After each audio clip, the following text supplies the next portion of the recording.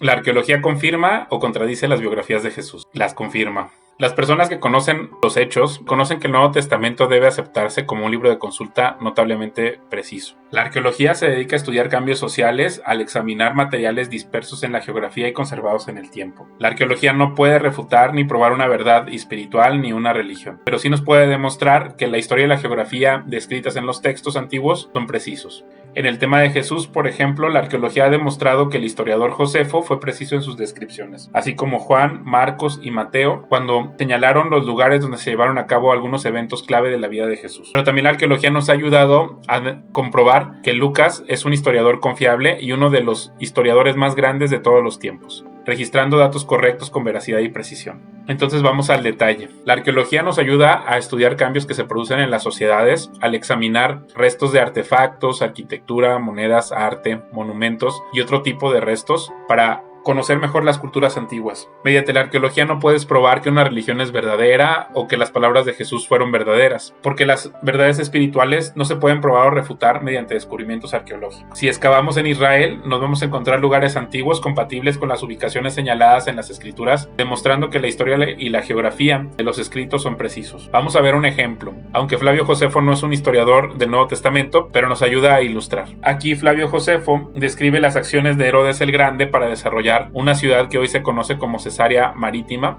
En su relato dice: pero venciendo el rey con liberalidad y gastos muy grandes a la naturaleza, hizo ahí un puerto mayor que el de Pireo, y más adentro hizo lugar apto y muy grande a donde se pudiesen recoger todas las naves que viniesen. Entonces, por mucho tiempo los historiadores decían que Flavio Josefo había exagerado, porque cuando ves las piedras que emergen en la superficie del puerto actual, pues no es muy grande. Pero cuando se hicieron excavaciones arqueológicas bajo el agua, se mostraron que el puerto de Sebastos se extendía bastante dentro del agua y que se había derrumbado por un tsunami, y que en verdad era bastante comparable al puerto de Pireo, y que Josefo tenía razón. Aquí les muestro un trabajo arqueológico que se hizo en el año 2007. Y aquí está en esta imagen lo que les digo, cómo está el puerto mucho más profundo de lo que parece, el puerto Sebastos. Aquí está la técnica que utilizaron presuntamente para desarrollar el puerto.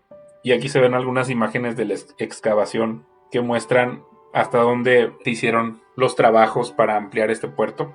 Ahora hablemos de Lucas como historiador confiable que recopiló datos correctos. En Lucas 3:1, el inicio del ministerio de Juan el Bautista, el año 15 del reinado de Tiberio, el emperador de Roma. Poncio Pilato era gobernador de Judea. Herodes Antipas gobernaba Galilea. Su hermano Felipe gobernaba Iturea y Traconite, y Lisanias gobernaba Abilinia. Tenemos una descripción de Lucas de el poder político, cómo estaba constituido cuando inicia Juan Bautista su ministerio.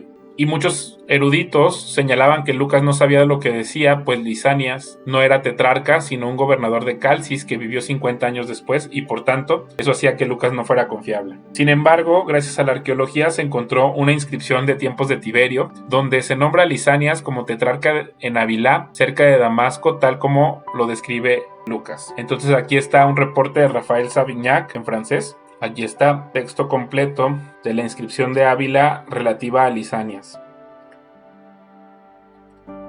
Y aquí se ve la inscripción descubierta.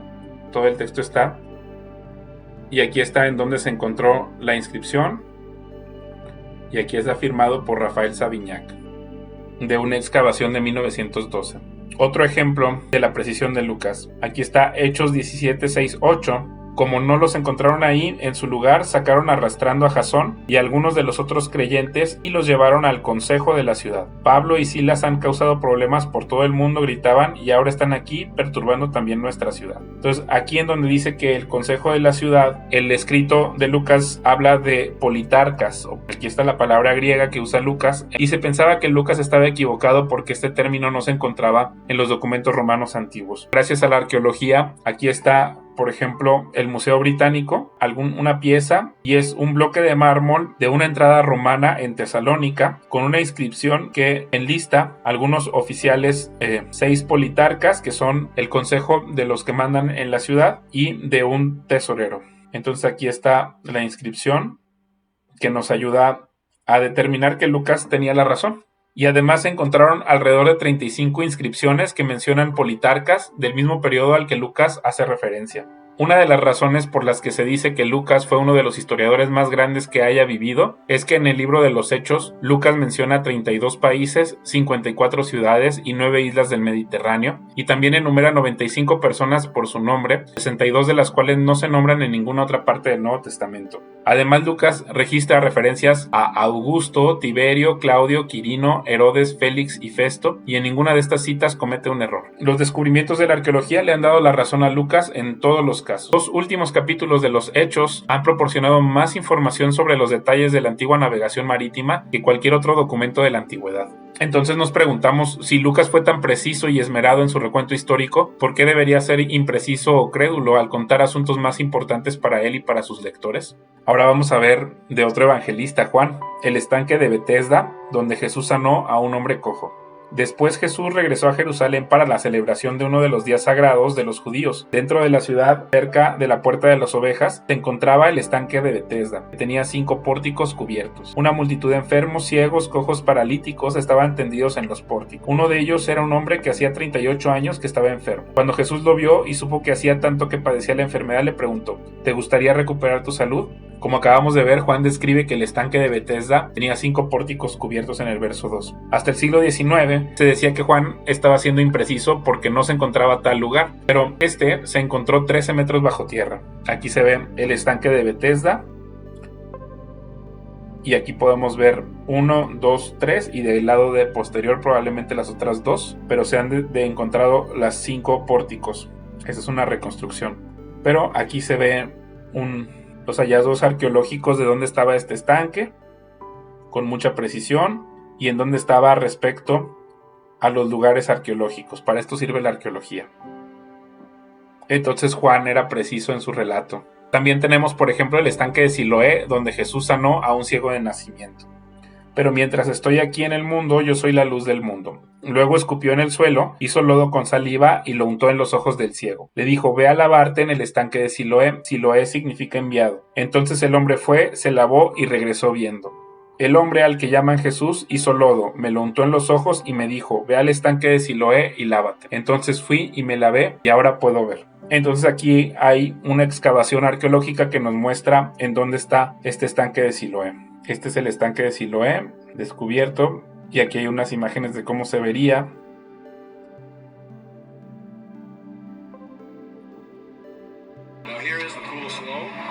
Aquí hay un video, es decir, que es un lugar real. También aquí tenemos el pozo de Jacob, donde Jesús conoció a la mujer samaritana. Además, ¿se cree usted superior a nuestro antepasado Jacob, quien nos dio este pozo? ¿Cómo puede usted ofrecer mejor agua que la que disfrutaron él y sus hijos y sus animales? Y aquí está.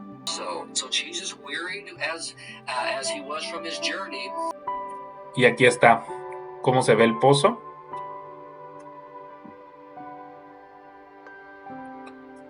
Ese es el pozo en Siquem, en Samaria. Otro ejemplo, ya circulaban copias de Juan, y aquí está este papyrus B52 que ya habíamos visto con anterioridad. Es el fragmento de un manuscrito más antiguo que tenemos acerca del Nuevo Testamento. Es de 3.5 pulgadas de largo por 2.5 pulgadas de ancho. Este papiro fue fabricado con papiro del Nilo en Egipto, muy lejos de Éfeso, y además está fechado entre el año 98 y el 150 después de Cristo. Con este hallazgo arqueológico se desarmó con eficacia cualquier especulación de que el Evangelio de Juan había sido escrito después del siglo II. También tenemos este ejemplo en Marcos 7:31. Jesús salió de Tiro y subió hasta Sidón antes de regresar al mar de Galilea y a la región de las 10 ciudades. Entonces aquí se explica fácilmente gracias a la arqueología. Jesús salió hacia Tiro, luego subió a Sidón y luego regresó a las ciudades, ¿no? Luego tenemos preguntas, por ejemplo, acerca del censo. En esos días, Augusto, el emperador de Roma, decretó que se hiciera un censo en todo el Imperio Romano. Este fue el primer censo que se hizo cuando Cirenio era gobernador de Siria. Todos regresaron a sus pueblos de sus antepasados a fin de inscribirse para el censo. Como José era descendiente del rey David, tuvo que ir a Belén de Judea, el antiguo hogar de David. Viajó hacia ahí desde la aldea de Nazaret de Galilea y llevó consigo a María, su prometida, quien estaba embarazada. Se han encontrado 2 edictos. Aquí voy a poner el edicto de Bibio en un censo del 104 después de Cristo. Testamento, donde decía que el censo se realizaba cada 14 años en Egipto y como preparación para el mismo se ordenaba a todos a que regresaran a su hogar para registrarse. Este papiro se encontró en 1907 y dice así: como se ha autorizado el registro casa por casa, es necesario ordenar a todas las personas ausentes de sus provincias por cualquier motivo que regresen a sus hogares para que puedan realizar los trámites habituales de censo y puedan dedicarse al cultivo de la tierra como es su propio deber. También tenemos la pregunta de si Nazaret existió. Aquí está Lucas 2:39. Dice: una vez que los padres de Jesús cumplieron con todas las exigencias de la ley del Señor, regresaron a su casa en Nazaret de Galilea.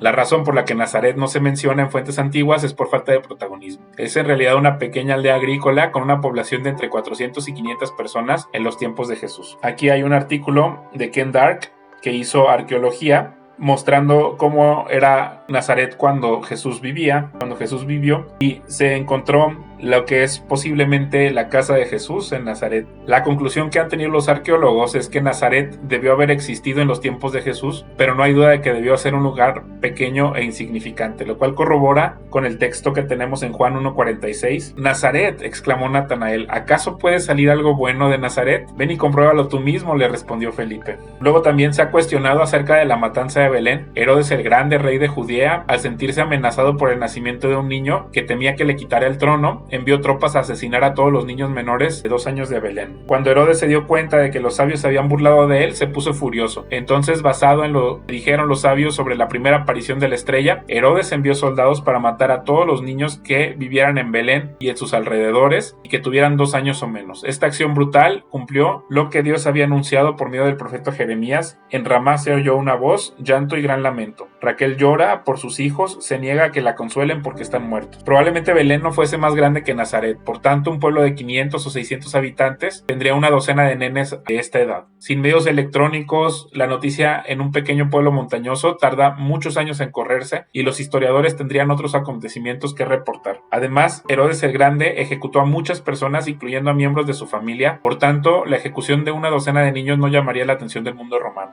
Y también podemos ver el tema de los rollos del Mar Muerto. En 1947 se encontraron cientos de manuscritos que datan del 250 a.C. hasta el 68 después de Cristo en unas cuevas que están a 30 kilómetros al este de Jerusalén. Y aunque no mencionan a Jesús específicamente, nos dan conocimiento de la vida y las costumbres judías. Y aquí tenemos, por ejemplo, el manuscrito 4Q521 de Isaías 61. Entonces aquí tenemos, por ejemplo, el manuscrito 4Q521 de Isaías 61, que es así, y se ha encontrado en él la corroboración que se dice en Lucas. Luego les dijo a los discípulos de Juan: regresen a Juan y cuéntenle lo que han visto y oído. Los ciegos ven, los cojos caminan bien, los que tienen lepra son curados, los sordos oyen, los muertos resucitan y a los pobres se les predica la buena noticia. Y agregó: Dios bendice a los que no se apartan por causa de mí. Entonces, estos manuscritos nos ayudan a verificar que ya se hablaba acerca del Mesías y cómo lo que testifica Lucas, que dijo Jesús, se cumple. Entonces, finalmente, esto es lo que nos va a ayudar como a reconocer la importancia de la arqueología y cómo nos ha ayudado a verificar que los textos que nos encontramos en el Nuevo Testamento son verídicos. Aquí pongo más recursos acerca de este tema, algunos libros en las descripciones del video, y bueno, espero que te haya servido este video. Muchas gracias.